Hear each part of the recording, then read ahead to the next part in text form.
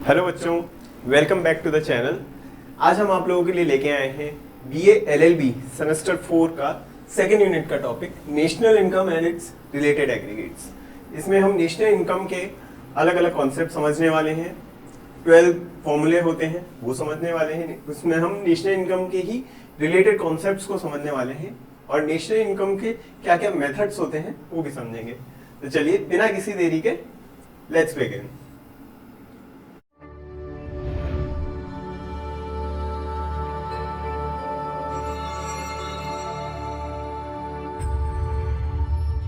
Welcome back to the channel. तो शुरुआत करते हैं concept of national income on the basis of factor income.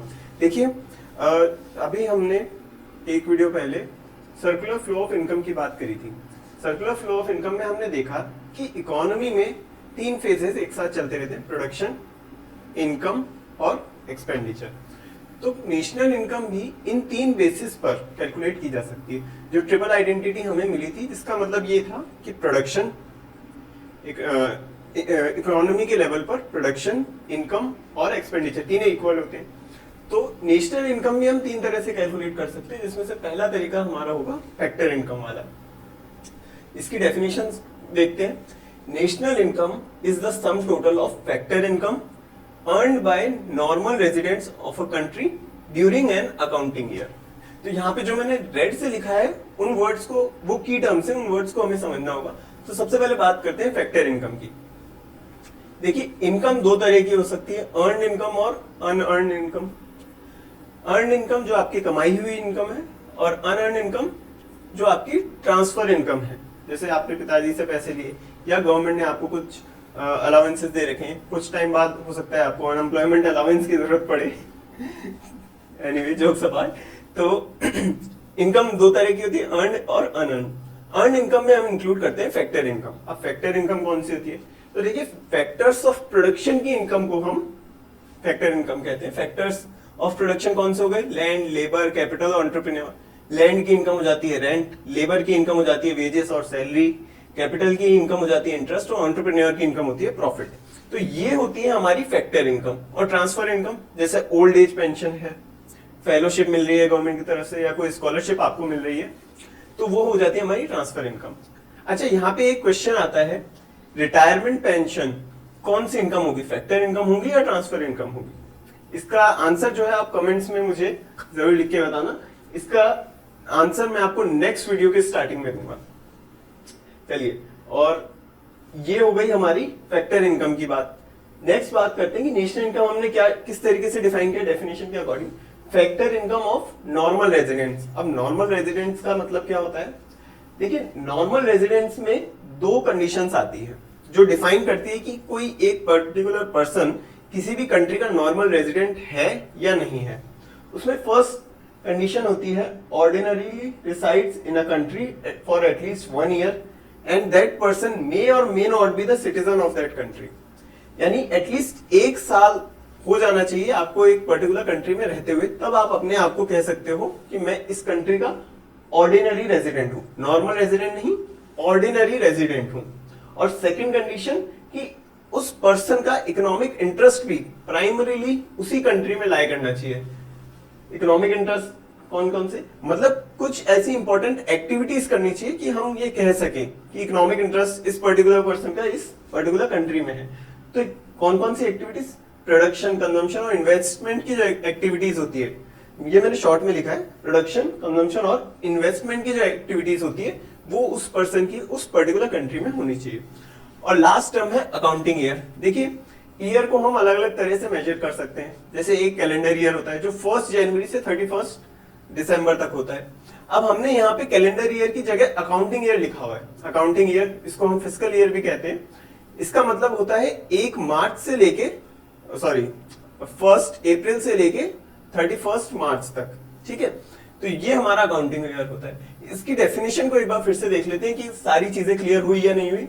National income is the sum total of factor income earned by normal residents of a country during an accounting year. ये हमारा national income का concept complete होता है on the basis of factor income. Next we will discuss concept of national income on the basis of production.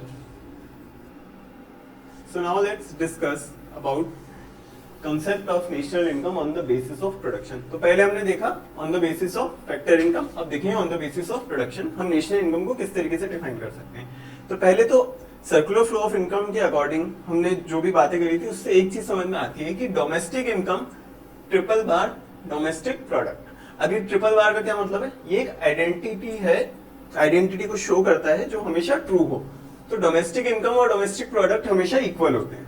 ठीक है, ये बात आपको ध्यान रखनी है. अब इस डेफिनेशन को समझिए. नेशनल इनकम, भले मैं इनकम बोल रहा हूं लेकिन प्रोडक्ट बोलूं तो भी सेम ही बात है.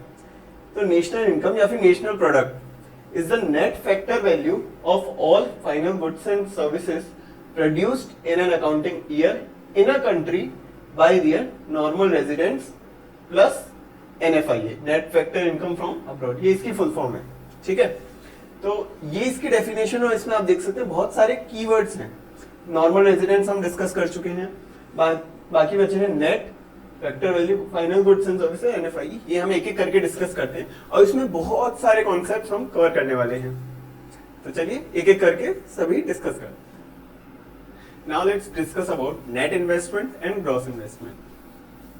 देखिए, ग्रॉस इन्वेस्टमेंट के दो पार्ट होते हैं. एक होता है नेट इन्वेस्टमेंट और एक होता है depreciation. Net investment gross investment का ही पार्ट है. तो नेट इन्वेस्टमेंट में हम क्या इंक्लूड करते हैं? Addition to the capital stock. मान लीजिए एक किसान है, उसके पास एक ट्रैक्टर है, उसने एक नया ट्रैक्टर खरीद लिया. तो वो क्या है? उसके एग्जिस्टिंग कैपिटल स्टॉक में से एग्जिस्टिंग मशीनरी में एडिशन है, एडिशनल उसने मशीन खरीदी है, total number of machine is increasing. तो वो क्या होता है? Net investment. और दूसरी चीज क्या इंक्लूडेड होती है ग्रॉस इन्वेस्टमेंट में? दूसरी चीज होती है डेप्रिसिएशन. डेप्रिसिएशन होता है रिप्लेसमेंट एक्सपेंडिचर और मेंटेनेंस एक्सपेंडिचर. मान लीजिए जो किसान के पास एक पुराना ट्रैक्टर था, उसमें उसने कुछ मेंटेनेंस के लिए खर्चा किया है. ठीक है, तो वो हम डेप्रिसिएशन का पार्ट मानेंगे. अब वो ट्रैक्टर मेंटेनेंस का खर्चा कर दिया आज, और 10 साल बाद उसकी हालत ज्यादा खराब हो गई, तो हमने सोचा कि चलो इसको रिप्लेस कर देते हैं, एक नया ट्रैक्टर खरीद लेते हैं, पुराना बेच के नया खरीद लेते हैं. तो वो क्या हो गया? रिप्लेसमेंट हो गया. तो उसने पुराना ट्रैक्टर बेचा, नया ट्रैक्टर खरीदा, तो उसमें total number of machines increase नहीं हुई है. वो क्या है? डेप्रिसिएशन है. तो ये इन्वेस्टमेंट तो है लेकिन नेट इन्वेस्टमेंट नहीं है, ये डेप्रिसिएशन है. ठीक है, अब देखिए नेशनल इनकम में अगर हमें डोमेस्टिक इनकम कैलकुलेट करनी है, डोमेस्टिक इनकम और डोमेस्टिक प्रोडक्ट सेम चीज होगी, मैंने अभी आपको बताया था. तो डोमेस्टिक इनकम हम दो तरीके से कैलकुलेट कर सकते हैं. एक तो जीडीपी और दूसरा एनडीपी. जीडीपी का मतलब होता है ग्रॉस डोमेस्टिक प्रोडक्ट, एनडीपी का मतलब होता है नेट डोमेस्टिक प्रोडक्ट.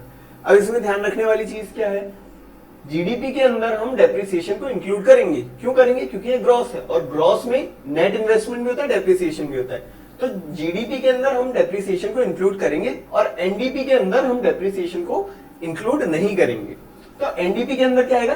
सिर्फ और सिर्फ addition to the capital stock आएगा. उसी जगह जीडीपी में क्या आएगा? एडिशन भी आएगा, रिप्लेसमेंट भी आएगा, मेंटेनेंस भी आएगा. तो डेप्रिसिएशन को हम इंक्लूड करेंगे, addition to the capital stock plus depreciation दोनों ही इंक्लूड करेंगे. तो गोल्डन रूल हमारे पास यहाँ पे निकल के आता है. फर्स्ट गोल्डन रूल है हमारा, ऐसे टोटल 3 है जिसमें से फर्स्ट होगा GDP is equal to NDP plus depreciation. क्या चीज? ग्रॉस क्या होगा? नेट प्लस डेप्रिसिएशन होगा. और अगर नेट निकालना हो तो जीडीपी में से हमें डेप्रिसिएशन माइनस करना होगा, तब हमारे पास नेट आएगा, एनडीपी आएगा. ठीक है, चलिए अब बात करते हैं नेक्स्ट कॉन्सेप्ट की, which is factor value. Now let's discuss about market price and factor cost. तो देखिए, मार्केट प्राइस और फैक्टर कॉस्ट को समझने के लिए हम एक एग्जांपल लेते हैं. आप दुकान पर गए पार्ले जी खरीदने. आपने दुकान वाले भैया से पूछा, भैया पार्ले जी कितने का है? उन्होंने बताया 10 रुपए का. अब इस 10 रुपए में कुछ ना कुछ टैक्स लगा हुआ होगा जो गवर्नमेंट आपसे ले रही है. मान लेते हैं कि उसके अंदर टैक्स लगा हुआ है 3 रुपए का और गवर्नमेंट ने उसमें सब्सिडी भी दे रखी है, माइनस सब्सिडी, और सब्सिडी है 2 रुपए की. सॉरी, 2 नहीं, हम 1 रुपए की लेते हैं. 1 रुपए की सब्सिडी. ठीक है, टैक्स लगा हुआ है 3 रुपए का, सब्सिडी 1 रुपए की. तो अब हम नेट टैक्स फाइंड करना चाहते हैं. Net indirect tax. Net indirect tax कितना हो गया? 2 रुपए. ठीक है, नेट इनडायरेक्ट टैक्स क्या होता है? टैक्स माइनस सब्सिडी, उससे नेट इनडायरेक्ट टैक्स आ जाता है। अब इस 10 रुपए में से 2 रुपए तो टैक्स है, बाकी की चीज क्या होगी? बाकी की चीज होगी फैक्टर कॉस्ट, फैक्टर कॉस्ट या फिर फैक्टर वैल्यू, वो हो गई 8 रुपए, ठीक है। लेकिन मार्केट में वो चीज कितने की बिक रही है? 10 रुपए। तो factor value plus net indirect tax, ये जब हमने किया तब हमारे पास क्या निकल के आई है? मार्केट प्राइस निकल के आई है, जो है 10 रुपए, ठीक है। तो मार्केट प्राइस क्या है? Factor cost plus net indirect tax, वो हो जाती है हमारी मार्केट प्राइस। अच्छा, यहाँ पे टैक्स को हमने यूज किया है, टैक्स को भी समझ लेते हैं। देखिए, टैक्स की डेफिनेशन बड़ी सिंपल सी डेफिनेशन है। It is a compulsory payment charge by the government, यानी कंपल्सरी पेमेंट है जो गवर्नमेंट चार्ज करती है और आप इसकी चीज के लिए मना नहीं कर सकते। क्यों? क्योंकि ये कंपल्सरी है। अब टैक्स दो तरह के होते हैं, एक डायरेक्ट टैक्स, एक इनडायरेक्ट टैक्स। इनडायरेक्ट टैक्स तो वो जो जीएसटी जैसे है, आप कोई सामान खरीदने गए, अब इस सामान पे कुछ ना कुछ टैक्स लग रहा है, तो ये जो टैक्स है ये आप दुकानदार को दे रहे हो, फिर दुकानदार गवर्नमेंट को दे रहा है, तो इसका बर्डन हमारे ऊपर है, लेकिन गवर्नमेंट को कौन दे रहा है? दुकानदार दे रहा है। और दूसरा होता है डायरेक्ट टैक्स। डायरेक्ट टैक्स हो गया जैसे आपका इनकम टैक्स, आपकी जो भी इनकम जनरेट हो रही है उस पर गवर्नमेंट कुछ ना कुछ टैक्स आपसे चार्ज कर रही है। अब वो टैक्स देना भी आपको है और इसका बर्डन भी आपके ऊपर ही है। तो डायरेक्ट टैक्स और इनडायरेक्ट टैक्स में डिफरेंस अगर पूछा जाए तो क्या हो जाता है? डायरेक्ट टैक्स वो टैक्स है जिसमें बर्डन भी सेम पर्सन के ऊपर है और गवर्नमेंट को पे करने वाला भी वही सेम पर्सन है। इनडायरेक्ट टैक्स में पे कोई और करेगा और उसका जो एक्चुअल बर्डन है टैक्स का, वो हम किसी और पर शिफ्ट कर सकते हैं। अब ये सब समझने के बाद हम बात करते हैं हमारे सेकंड गोल्डन रूल की। तो सेकंड गोल्डन रूल क्या है? GDP at market price is equal to GDP at factor cost plus NIT. और एनआईटी क्या है? एनआईटी मैंने बताया था net indirect tax which is tax minus subsidy. तो GDP at market price is equal to GDP at factor cost plus NIT. अब इसमें ना बच्चे अक्सर कंफ्यूज हो जाते हैं कि सर एमपी बड़ा है, एफसी बड़ा है, एनआईटी है, क्या है? तो देखो, एक सिंपल सी चीज समझो, ठीक है। भूल जाओ ये मार्केट प्राइस है, भूल जाओ ये फैक्टर कॉस्ट है। सिंपल सा फॉर्मूला समझो, ये एमपी, एमपी यहां पर क्या है? एमपी यहां पर है एक मस्त पेंट, क्या है? मस्त पेंट। और एफसी क्या है? एफसी है फटी चद्दर, ठीक है। अब टेलर भाई साहब क्या करेंगे? टेलर भाई साहब क्या करेंगे? उस फटी हुई चद्दर में कुछ जोड़ेंगे, एक्स्ट्रा कपड़ा जोड़ेंगे और मस्त पेंट बना देंगे, ठीक है। तो मस्त पेंट क्या है? फटी हुई चद्दर और कुछ एक्स्ट्रा कपड़ा, विच इज एनआईटी, ठीक है। तो ये याद रखने का एक अच्छा फॉर्मूला है।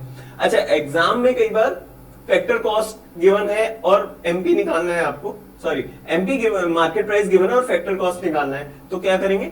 GDP at factor cost is equal to GDP at market price minus NIT. बस ये एनआईटी यहां से उठ के उधर चला जाएगा, सिंपल सा फॉर्मूला है, तो वो पॉजिटिव से नेगेटिव हो जाएगा। चलिए, अब नेक्स्ट हम बात करते हैं हमारे थर्ड गोल्डन रूल की। Now let's discuss factor income from abroad. देखिए, फैक्टर इनकम फ्रॉम अब्रॉड को समझने से पहले ये जरूरी है कि अब्रॉड से हम क्या समझते हैं, नेशनल इनकम में अब्रॉड का मतलब क्या होता है। तो देखिए, शुरुआत करते हैं डोमेस्टिक टेरिटरी से। डोमेस्टिक टेरिटरी का मतलब इकोनॉमिक्स में हम इकोनॉमिक टेरिटरी से लेते हैं। अब इंडिया की इकोनॉमिक टेरिटरी को हम डिफाइन कैसे करें? वो प्लेस जहां पे तीन चीजों का फ्री मूवमेंट हो सके। तीन चीज कौन सी? पर्सन्स का, गुड्स एंड सर्विसेज का और कैपिटल का। तो capital, persons, goods and services का जहां पे फ्री मूवमेंट हो सकता है वो इंडिया की इकोनॉमिक टेरिटरी है, इंडिया की डोमेस्टिक टेरिटरी है। उसके बाहर का जो एरिया है वो अब्रॉड है। अब इसका एक एग्जांपल ये समझिए, जैसे इंडिया में अगर कोई कंपनी एस्टेब्लिश हुई है तो फिर वो इंडिया के इकोनॉमिक टेरिटरी का पार्ट है। अगर इंडिया में कोई यूएसए की एम्बेसी है तो फिर वो इंडिया की इकोनॉमिक टेरिटरी का पार्ट नहीं होगी। क्यों? क्योंकि वहां पे हमारे लोग काम नहीं कर सकते, वहां पे हमारे गुड्स का, सर्विसेज का फ्री मूवमेंट नहीं हो सकता, वहां पे यूएस के लोग आकर काम करते हैं, ठीक है। इसी तरीके से अगर कोई यूएसए में इंडिया की एम्बेसी है तो फिर वो इंडिया की इकोनॉमिक टेरिटरी का पार्ट हो जाता है। क्यों? क्योंकि हमारे लोग वहां पे काम कर रहे हैं। इसी तरीके से अगर कोई इंटरनेशनल एजेंसी का हेडक्वार्टर हमारी कंट्री में बना हुआ है, लेट्स सपोज एक एग्जांपल लेते हैं कि आईएमएफ का जो हेडक्वार्टर है वो यूएसए से इंडिया में शिफ्ट हो जाता है, तो आईएमएफ में अगर कोई इनकम जनरेट हो रही है तो क्या वो इंडिया की इनकम का पार्ट होगी? नहीं।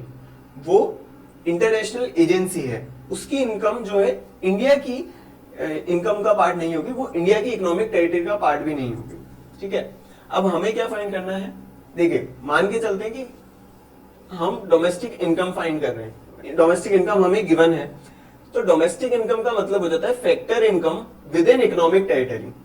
ठीक है, अब इंडिया की इकोनॉमिक टेरिटरी है, उसमें नॉर्मल रेजिडेंट्स भी रहते हैं और नॉन रेजिडेंट्स भी रहते हैं, लेकिन नेशनल इनकम में हमें सिर्फ और सिर्फ नॉर्मल रेजिडेंट्स की इनकम को कैलकुलेट करना है, कंसिडर करना है। तो हम क्या कर सकते हैं, देखिए अगर हमारे पास ग्रॉस डोमेस्टिक इनकम गिवन है, इनकम को मैं प्रोडक्ट भी लिख सकता हूं, अगर मेरे पास जीडीपी गिवन है तो इसमें मैं कुछ इनकम ऐड करूंगा, कुछ इनकम माइनस करूंगा।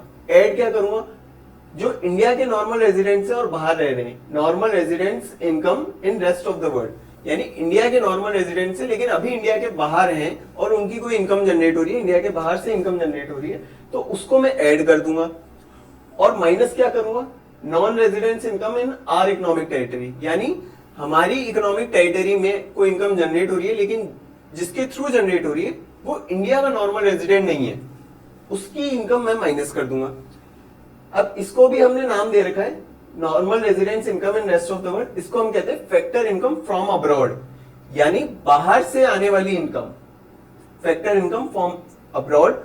और non residence income in our economic territory, उसको हमने नाम दे रखा है फैक्टर पेमेंट्स टू अब्रॉड, यानी जो हमें बाहर पैसा भेजना है। अब अब्रॉड भेजने का मतलब ये जरूरी नहीं है कि यूएस में ही जा रहा है वो पैसा, ठीक है, इंडिया की इकोनॉमिक टेरिटरी से बाहर है, factor payments to abroad.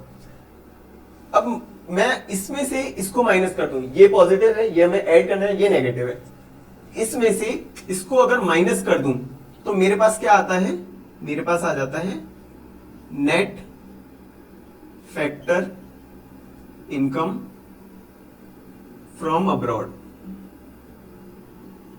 Net factor income from abroad, जिसको हम क्या कहते हैं, एनएफआईए, शॉर्ट में इसको लिखते हैं हम एनएफआईए। तो बेसिकली मैं क्या कर रहा हूं, मैं डायरेक्टली इसी को ऐड कर देता हूं हमारी जीडीपी में, जीडीपी में डायरेक्टली एनएफआईए ऐड कर देता हूं और मेरे पास क्या आ जाएगा, ग्रॉस नेशनल प्रोडक्ट आ जाएगा। ठीक है, इसको ऐड करूंगा, इसको माइनस करूंगा, तो उससे बढ़िया क्या है, सीधे एनएफआईए को ऐड कर दो, एनएफआईए को ऐड करूंगा तो मेरे पास gross national product, gross national income आ जाएगी।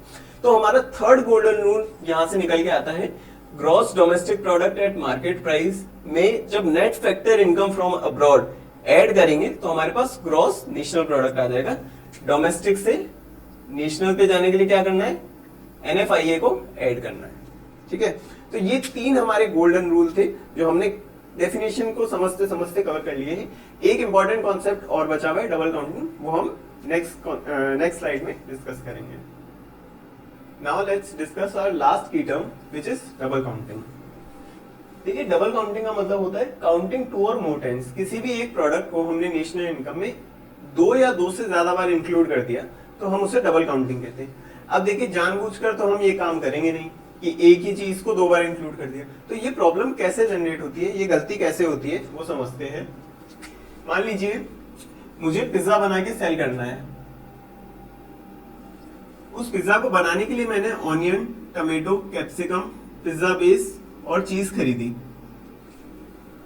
अब ये खरीदी मैंने एक सब्जी वाले से जो कि हंसता रहता है और उसके बड़े बड़े बाल हैं। ये खरीदी मैंने एक बेकरी से, ये आदमी, इसके बाल नहीं है, ये टकला है और ये हंसता भी नहीं है। तो ये जो चीजें मैंने खरीदी ये मुझे पड़ी 50 रुपए की, और उससे जो मैंने पिज्जा बनाया है वो पड़ा, वो मैंने फिर आगे 100 रुपए में सेल कर दिया। अब जब बात आती है नेशनल इनकम में इस पूरे को सेटल करने की, तो देखिए मुझे क्या इंक्लूड करना चाहिए, क्या ये 50 रुपए इंक्लूड करने चाहिए, क्या ये 100 रुपीज इंक्लूड करने चाहिए, या फिर 50 और 100 दोनों को इंक्लूड करना चाहिए। अब देखिए, ये भी नॉर्मल रेजिडेंट, ये भी नॉर्मल रेजिडेंट, और मैं भी नॉर्मल रेजिडेंट हूं जिसने पिज्जा बना के सेल किया है, तो क्या मैं सबकी इनकम कैलकुलेट कर लूं? नहीं। अगर मैं ऐसा करूंगा तो फिर मैं ये डबल काउंटिंग वाली प्रॉब्लम कर दूंगा। कैसे कर दूंगा, ये जो पिज्जा है 100 रुपए का, इसमें ये 50 रुपए भी तो इंक्लूडेड है, उनमें इन सभी चीजों के दाम भी तो मिले हुए हैं। तो मुझे क्या करना है, सिर्फ और सिर्फ फाइनल गुड, ये जो पिज्जा बना हुआ है इस फाइनल गुड का अमाउंट ही ऐड करना है। तो नेशनल इनकम में सिर्फ और सिर्फ फाइनल गुड का ही अमाउंट ऐड करना है। और इसे हम क्या कहते हैं, इसे हम कहते हैं, ये सब हो गए हमारे इंटरमीडिएट गुड, इंटरमीडिएट गुड, ठीक है। ये सब क्या होगा, इंटरमीडिएट गुड। जिस चीज को हमने खरीदा उसमें कुछ जोड़ा बाकी घटाए करके उसको फिर आगे बेच दिया, वो हो गए इंटरमीडिएट गुड। और फाइनल गुड, फाइनल गुड वो होते हैं जो सीधे अपने एंड यूज के लिए काम आ रहे हैं। अब फाइनल गुड भी दो तरह के होते हैं, एक तो होते हैं final consumer good, final consumer good, ऐसे गुड्स जो डायरेक्टली कंज्यूमर खरीद रहा है और उसको कंज्यूम कर रहा है। मान लीजिए एक सिलाई मशीन है, वो सिलाई मशीन मैं खरीद के लिए आया अपने घर पर और मेरे घर में काम आ रही है, घर के काम में सिलाई मशीन काम आ रही है, तो वो हो गया फाइनल कंज्यूमर गुड।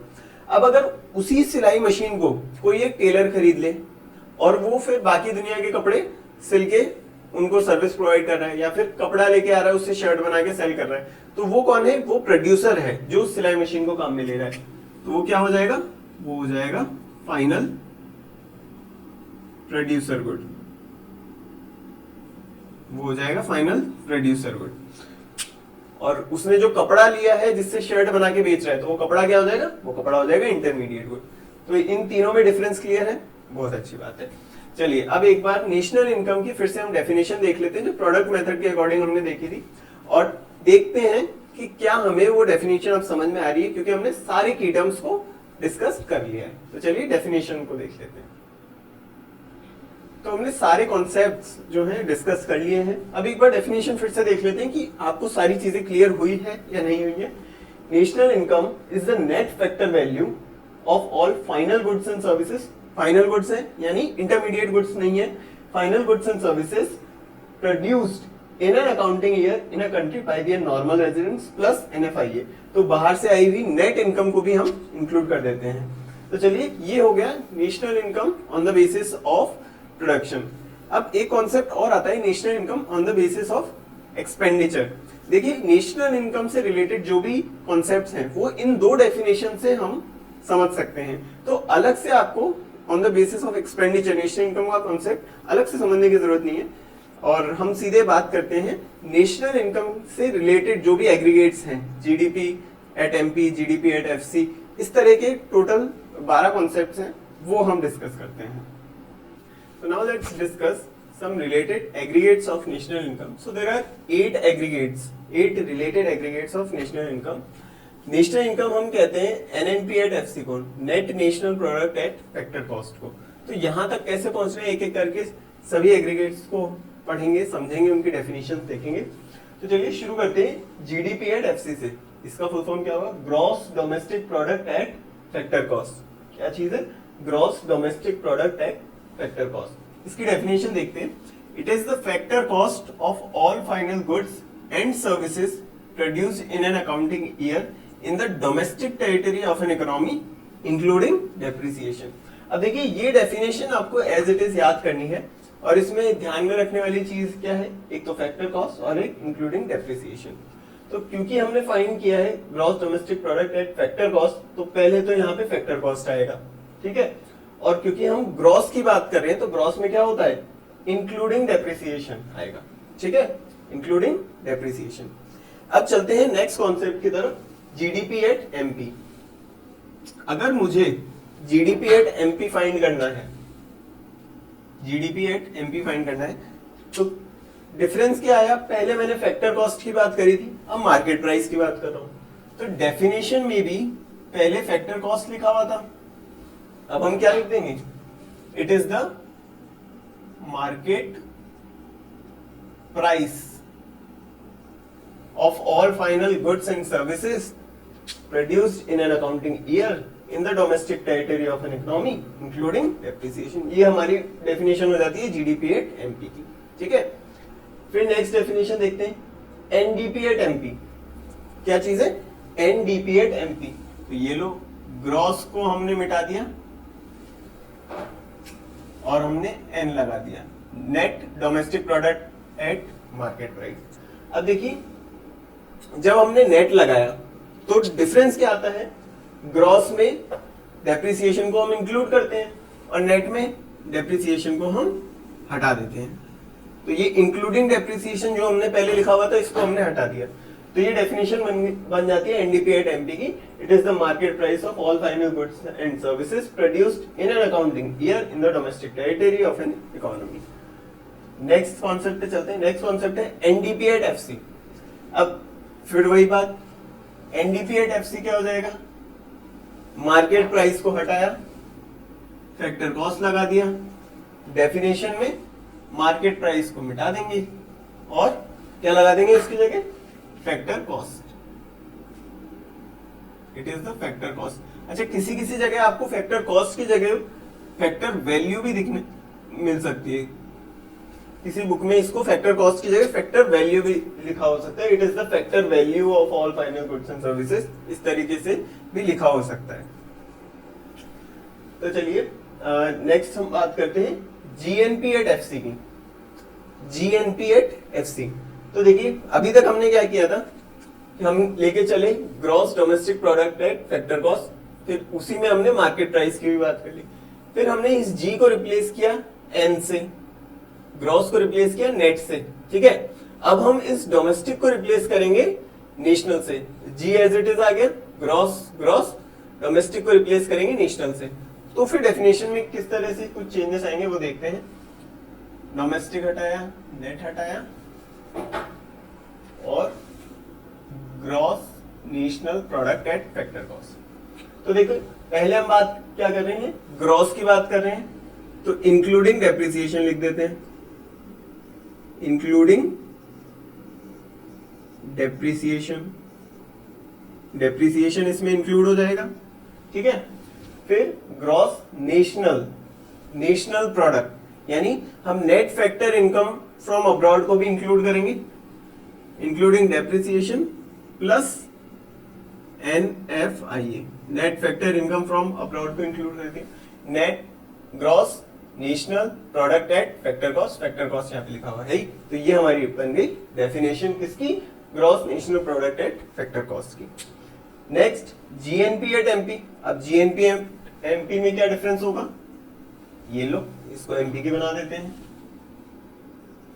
और फैक्टर कॉस्ट किस में चेंज हो जाएगा, मार्केट प्राइस में। ये हो गया मार्केट प्राइस। तो it is the market price of all final goods and services produced in an accounting year in the domestic territory of an economy including depreciation plus NFIA। ये हो गई हमारी GNP at MP की definition. अब हम बात करते हैं NNP at MP की। देखिए पहले हमने ग्रॉस को नेट से रिप्लेस किया, फिर डोमेस्टिक को नेशनल से रिप्लेस किया। अब हमने क्या किया, दोनों को एक साथ रिप्लेस कर दिया, net national product eight market price. तो ये क्या बन गया, net national product eight market price. तो ग्रॉस की जगह हमने यहां पे नेट रिप्लेस कर दिया, तो क्या होगा, इंक्लूडिंग डेप्रिसिएशन को हटा देंगे। क्यों, क्योंकि नेट में तो डेप्रिसिएशन आता ही नहीं है। तो ये डेफिनेशन किसकी हो गई, एनएनपी एट एमपी की डेफिनेशन हो गई। अब लास्ट कॉन्सेप्ट क्या है, लास्ट कॉन्सेप्ट है NNP at FC. NNP at FC यानी ये हो गई हमारी national income. NNP at FC और मार्केट प्राइस को हम किससे चेंज कर देंगे, मार्केट प्राइस को हम चेंज कर देंगे फैक्टर कॉस्ट से, फैक्टर कॉस्ट। तो ये हो गई हमारी last definition. It is the factor cost of all final goods and services produced in an accounting year in the domestic territory of an economy plus NFIA। ये हो गई हमारी नेशनल इनकम की डेफिनेशन। इसके अलावा भी कुछ एग्रीगेट्स हैं, वो हम नेक्स्ट स्लाइड में डिस्कस करेंगे। So our ninth related aggregate is private income. अब देखो प्राइवेट इनकम किस तरीके से कैलकुलेट करते हैं। अभी तक हमने नेशनल इनकम कैलकुलेट कर ली है। अब नेशनल इनकम में हम कुछ चीजें ऐड करेंगे और कुछ चीजें माइनस करेंगे, तो हमारे पास प्राइवेट इनकम आ जाएगी। देखिए नेशनल इनकम में गवर्नमेंट सेक्टर की भी इनकम है और प्राइवेट सेक्टर की भी इनकम है। हमें क्या निकालनी है, हमें निकालनी है सिर्फ और सिर्फ प्राइवेट इनकम, यानी प्राइवेट सेक्टर की इनकम। तो ऐड क्या करेंगे, ट्रांसफर इनकम, वो इनकम जो गवर्नमेंट ने ट्रांसफर करी है प्राइवेट सेक्टर को। इसमें आपकी ओल्ड एज पेंशन, विधवा पेंशन, फेलोशिप, स्कॉलरशिप, इस तरह की चीजें आ जाएंगी। फिर दूसरी चीज जो हम ऐड करेंगे वो करेंगे इंटरेस्ट ऑन नेशनल डेट्स। अब नेशनल डेट क्या है, देखिए कई बार ऐसा होता है कि गवर्नमेंट लोगों से लोन लेती है। लोन किस फॉर्म में लेती है, गवर्नमेंट अपने बॉन्ड्स इशू करती है, जैसे नेशनल सेविंग सर्टिफिकेट या म्युनिसिपल बॉन्ड्स, ये इशू किए जाते हैं जिसको पब्लिक खरीद लेती है। अब ये बॉन्ड्स इस तरह के होते हैं कि अगर 100 रुपए का बॉन्ड है तो वो गवर्नमेंट आपको दे रही है 80 रुपीज में, इस एग्रीमेंट के साथ कि 5 साल बाद आप इस बॉन्ड को जमा कराइए और गवर्नमेंट आपको 100 रुपए देगी। तो जो नेट सम होता है इसके बीच में बॉन्ड की प्राइस में और डिस्काउंटेड रेट में, तो वो आपकी अर्निंग हो जाती है, वो आपका इंटरेस्ट हो जाता है जो आपको इन नेशनल डेट पे मिलेगा। तो ये एक अच्छा सेविंग का या इन्वेस्टमेंट का इंस्ट्रूमेंट होता है। नेक्स्ट हम बात करते हैं जो चीजें माइनस करेंगे, उसमें पहली चीज है सोशल सिक्योरिटी कंट्रीब्यूशन। देखिए आपने अक्सर सुना होगा पीएफ का पैसा कटता है जो भी लोग सैलरीड हैं, तो सैलरीड एम्प्लॉय का जो पीएफ का पैसा कटता है, पीएफ का मतलब प्रोविडेंट फंड, तो गवर्नमेंट आपकी इनकम में से कुछ हिस्सा रख लेती है। हाँ, आपके रिटायरमेंट के टाइम वो आपको दिया जाता है, रिटायरमेंट के टाइम या 15 साल बाद आप चाहे तो उसको निकाल सकते हैं। फिर दूसरी चीज जो माइनस करनी होती है वो है surplus of public sector undertakings. Public sector undertakings क्या है, गवर्नमेंट ओन्ड एंटरप्राइजेस जैसे कि भेल, सेल, ये सभी पब्लिक सेक्टर अंडरटेकिंग्स है और इसकी अर्निंग जो होती है वो प्राइवेट सेक्टर की अर्निंग नहीं है, वो गवर्नमेंट सेक्टर की अर्निंग है। तो नेशनल इनकम में ट्रांसफर इनकम को ऐड करो, नेशनल डेट पे इंटरेस्ट को ऐड करो, सोशल सिक्योरिटी कंट्रीब्यूशन माइनस करो और सरप्लस ऑफ पीएसयूज को माइनस करने के बाद जो बचती है वो बचती है प्राइवेट इनकम, यानी प्राइवेट सेक्टर की इनकम। अब देखिए प्राइवेट सेक्टर की तो इनकम आ गई, लेकिन लोगों की जेब में कितना रुपया जा रहा है वो अभी हमें पता करना है। तो नेक्स्ट कॉन्सेप्ट आता है पर्सनल इनकम। देखिए पर्सनल इनकम के लिए क्या करेंगे, प्राइवेट इनकम तो आ ही जाएगा, फिर प्राइवेट इनकम में से कॉर्पोरेट टैक्स माइनस किया जाएगा। वो टैक्स जो कंपनीज के ऊपर लग रहा है उसको हम कहते हैं कॉर्पोरेट टैक्स, उसको माइनस किया। फिर अनडिस्ट्रीब्यूटेड कॉर्पोरेट प्रॉफिट को माइनस करते हैं। अनडिस्ट्रीब्यूटेड कॉर्पोरेट प्रॉफिट का एक दूसरा नाम होता है रिटेन्ड अर्निंग्स। देखिए कंपनीज के पास जो भी प्रॉफिट में जो भी कमाई होती है उसमें से वो पूरा पैसा शेयर होल्डर्स को ट्रांसफर नहीं करती है, उसमें से कुछ पैसा री इन्वेस्टमेंट पर्पस के लिए बचा के रखती है। तो जो पैसा री इन्वेस्टमेंट पर्पस के लिए कंपनी बचा के रखती है और शेयर होल्डर्स को नहीं देती है उसको हम कहते हैं अनडिस्ट्रीब्यूटेड कॉर्पोरेट प्रॉफिट, यानी कॉर्पोरेट प्रॉफिट का वो हिस्सा जो अनडिस्ट्रीब्यूटेड है, डिस्ट्रीब्यूट नहीं किया गया। तो ये हो जाती है हमारी पर्सनल इनकम जो लोगों की जेब में आई है। फिर नेक्स्ट बात करते हैं पर्सनल डिस्पोजेबल इनकम। इसका क्या मतलब हुआ, भाई लोगों की जेब में पैसा तो आ गया लेकिन उसमें से वो खर्च कितना कर सकते हो, वो पूरा खर्च नहीं कर सकते, तो कैसे निकालेंगे, personal income as it is आ जाएगा माइनस इनकम टैक्स। गवर्नमेंट आपकी इनकम पर कुछ टैक्स चार्ज करेगी, उसको हमें माइनस करना होगा और आपकी इनकम में से गवर्नमेंट कुछ चीजों पर फाइन लगाएगी और कुछ फीस आपको गवर्नमेंट को पे करनी होगी। फाइन तो देखो आप लोग समझदार हैं, जब चौराहे पे आप सिग्नल क्रॉस करके जाते हैं, पुलिस वाले भाई साहब पेड़ के पीछे से निकल के आते हैं, वो बोलते हैं सिग्नल नहीं दिखता क्या, फिर आप बोलते भाई साहब सिग्नल दिखता है, आप नहीं दिखे इसलिए हमने क्रॉस कर लिए। तो चलिए फिर आप ये भी बोल सकते हैं वकील हूं तो छोड़ दीजिए। तो एनीवे जो फाइन गवर्नमेंट को देना है वो माइनस होगा और जो फीस देनी है, फीस में किस तरह की फीस आएगी, बर्थ सर्टिफिकेट या डेथ सर्टिफिकेट लेने अगर आप नगर निगम के ऑफिस जाते हो तो वहां पे कुछ आपको फीस जमा करानी होगी, तो ये फीस दोबारा गवर्नमेंट के पास चली जाती है। तो ये दोनों माइनस करने के बाद हमारे पास आती है पर्सनल डिस्पोजेबल इनकम, आपकी जेब में आया हुआ वो पैसा जो आप अपने कंजम्पशन के लिए खर्च कर सकते हो, कंजम्पशन के लिए या सेविंग के लिए। फिर लास्ट आता है पर कैपिटा इनकम। देखिए पर कैपिटा इनकम का मतलब ये है पर पर्सन इनकम, देश में रहने वाले हर एक व्यक्ति की ऑन एन एवरेज क्या इनकम है। तो on an average income find करने का सीधा सा अरिथमेटिक फॉर्मूला है, क्या करेंगे, टोटल इनकम को टोटल पॉपुलेशन से डिवाइड कर देंगे। टोटल इनकम इज NNP/FC, जो हमारी नेशनल इनकम है उसको हम टोटल पॉपुलेशन से डिवाइड कर देंगे। तो हमारे पास क्या आ जाएगी, हमारे पास आ जाएगी पर कैपिटा इनकम। तो चलिए ये लेक्चर यहीं पर फिनिश करते हैं क्योंकि लेक्चर काफी बड़ा हो चुका है। नेक्स्ट वीडियो में हम methods of calculating national income समझेंगे, नेशनल इनकम को कैलकुलेट करने के क्या क्या मेथड्स होते हैं वो समझेंगे। और अगर आपको ये वीडियो अच्छा लगा हो तो प्लीज हमें लाइक जरूर दें। और मैं अपना वीडियो के एनालिटिक्स चेक कर रहा था तो मैंने देखा कि मेरी 60% व्यूज नॉन सब्सक्राइबर से आ रहे हैं। तो देखिए, अगर आप लेक्चर ले रहे हैं तो चैनल को सब्सक्राइब भी कर लीजिए। एक सब्सक्राइब का बटन दबाने में कुछ आपका नहीं लगेगा, लेकिन हमें काफी मोटिवेशन मिलती है। तो वीडियो को लाइक कीजिए, सब्सक्राइब कीजिए और अपने दोस्तों के साथ शेयर जरूर कीजिए। मिलते हैं आपसे नेक्स्ट वीडियो में। Thank you very much.